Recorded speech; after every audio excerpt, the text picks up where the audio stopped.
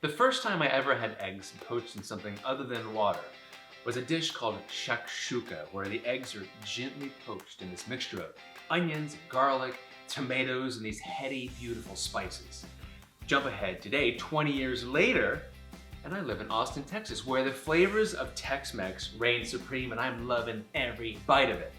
But I thought the other day, Nathan, what would happen if you took your first love, shakshuka, and mixed it with all the amazing Tex-Mex flavors that you're experiencing today? I'll tell you what happens. You get an amazing dish that's gonna knock your socks off. Let's get started. For today's recipe, I've decided to bust out the old food processor. Sure, if you don't have one, you can use a knife, but food processors are a lot faster than using a knife. And as it turns out, with this recipe, knife skills don't really matter that much. So what I've done is cut up an onion just so it fits inside the food processor, about 5 large garlic cloves. I'm gonna blitz this about 15 pulses until it looks about even, okay?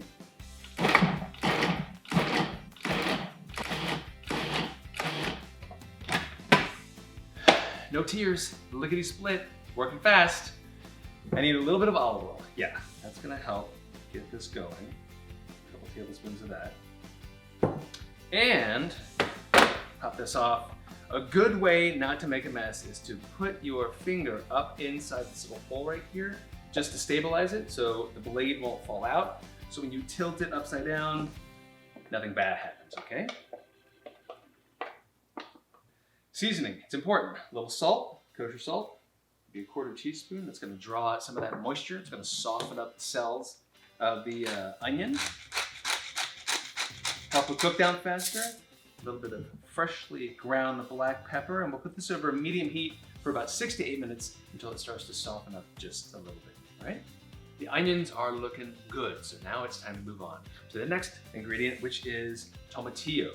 You probably see them in the grocery store or your Latin grocery store. It comes in these really cool little socks or husks. And what you do is you take that off. I like to hold on to what the stem is right here and then give it a little twist.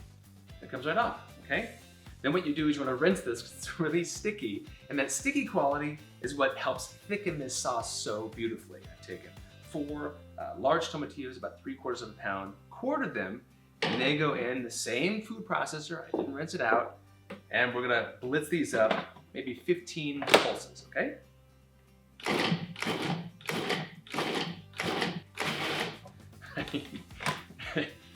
I feel like I have so much time on my hands because this dish is so easy to make.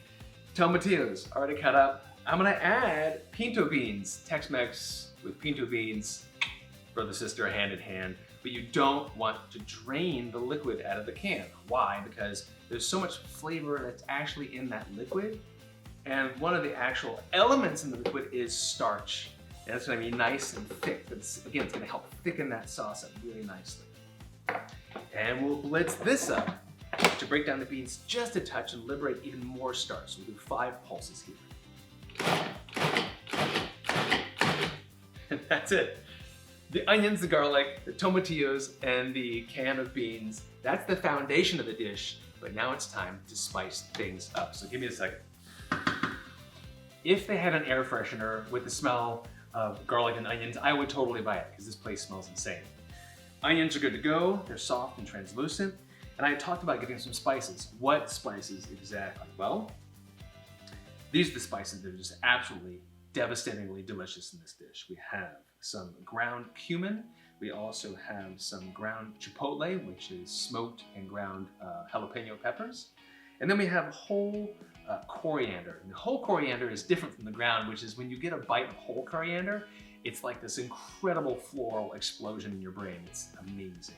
So I'm gonna add those now. And with spices, what you wanna have happen is you'll add them, and then that heat starts to release the essential oils in the spices. So once you get a good whiff of any of those spices, then you can go ahead and move forward with the recipe. And that's it. You get a really lovely floral quality. They have the tomatillos and the beans. Same thing, I'm gonna go ahead and put my finger in the bottom to hold that blade in. I'm gonna gently pour it in. There we are. Now just one more ingredient, and that is a bag of chopped frozen spinach. I mean, this should be the couldn't be easier recipe, don't you think? That goes in. Now with the spinach, because it's frozen, you want to stay with it on top of the heat until it all melts down, or else the outside will start to boil, but the center is still too cold. Once all the spinach is melted, it starts to come to a simmer. You'll simmer it for about 10 minutes or until the liquid reduces by half. There's so much flavor in this. The liquid has definitely reduced by half. You don't want it to go away completely because we want to make sure there's a little liquid to just gently poach these eggs. 4 people are eating, or 2 very hungry people.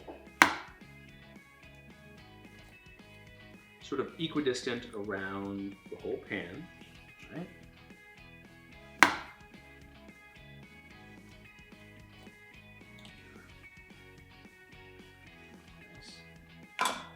And then, instead of finishing it off like a frittata in the oven, what we'll do is we'll put a lid on it so it captures all that steam, cooks it from the bottom and also the top. And this should only take about 5 to 6 minutes on low for the whites just to set.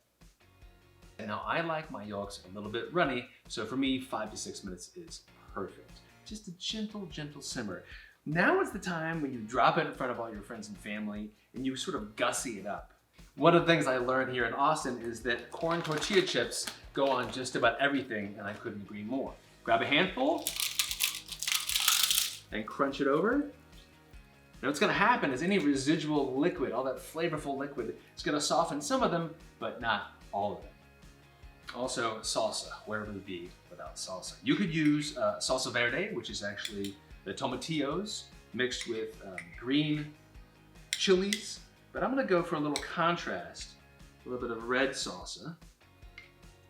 It really is a piece of art, so you can just splash it around like artwork. Everybody gets a little bit of that. Now, if you're like me, a guy from Virginia, sometimes things are a bit too hot, so let's cool some of these flavors down with a bit of sour cream, okay? Full fat sour cream, please. Just dollop that all around. I like to make sure that when you grab a spoonful of all these ingredients and all these textures and flavors with an egg, then you get every last little bit. That looks beautiful. And then some cilantro, fresh cilantro, this amazing herbaceousness that complements the whole coriander seeds that we have in there. So you've got these different levels, these different temperatures as well, that just make this dish magical. All right, one last thing to do. Let's take a bite.